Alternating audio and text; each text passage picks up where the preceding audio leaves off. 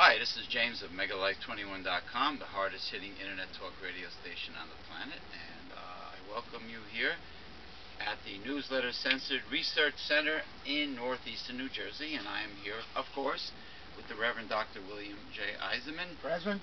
the disembodied spirit, the mysterious, the man who is never shown, similar to the great astrologer and occultist Zolar. You will only hear his voice and read from his newsletter. My voice is coming from far away. Wow, that sounded very godly. But anyway, I'd just like to say that thank you to Esmeralda in her office all the way down there at the end of the...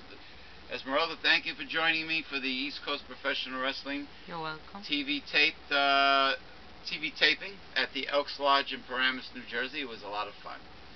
And thank you for assisting me. Of course, the Wizard Azibuko was away, like he always is, on the road, so damn busy. But anyway, this is not... you know what this is, okay? If you've seen my other videos, this is not a duplicate of the other video.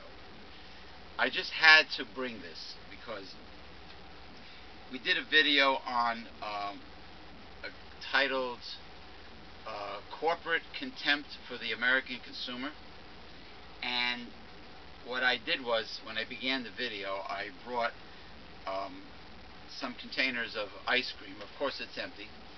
Some containers of ice cream, popular ice cream that's sold in supermarkets, that has shrunken in size. And I was discussing with the Reverend Dr. William J. Eisenman about how all the American food companies are continuing to shrink their size and keep their prices the same or higher.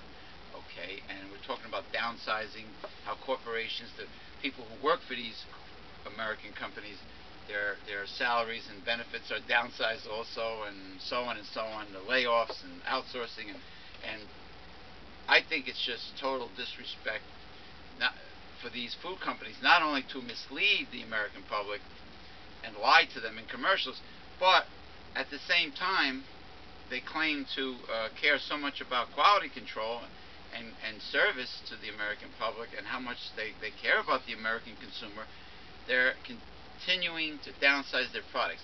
And the statement I made at the end was, gee, all the ice cream, and this is just an example of downsizing, one example. Of course, there are many other products too, besides ice cream. My statement was, gee, thank God Friendly's is still hanging in there, giving you a larger container. Well, guess what?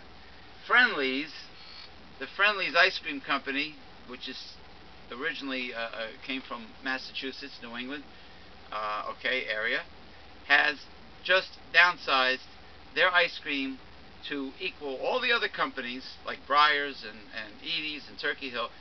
Friendly's is now 1.5 quart. Okay, shame on you, Friendly's. Shame on the American food industry.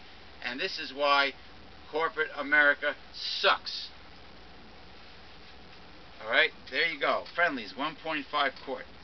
Now,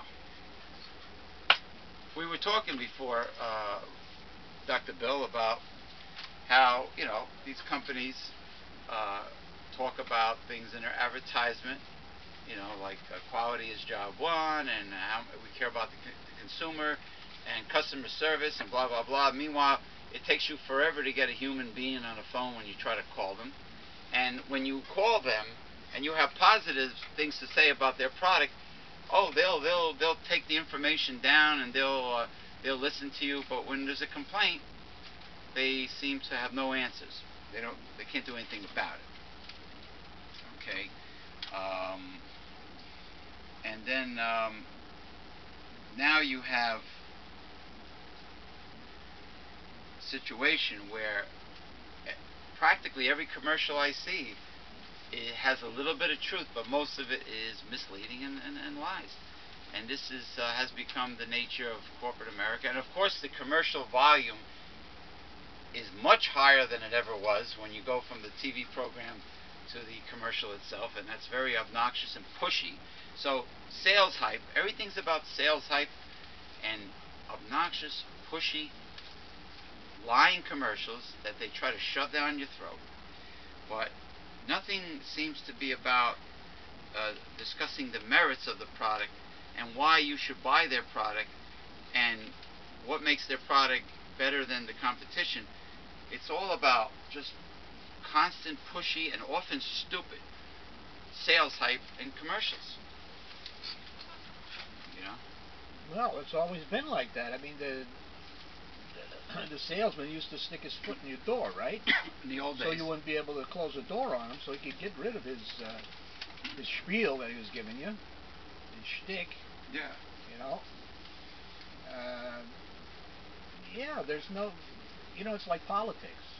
Politics is just a perception. It's just what they say, the propaganda, and what they say about like the character, and not about policy. Not about what they're going to do or how they're going to do it.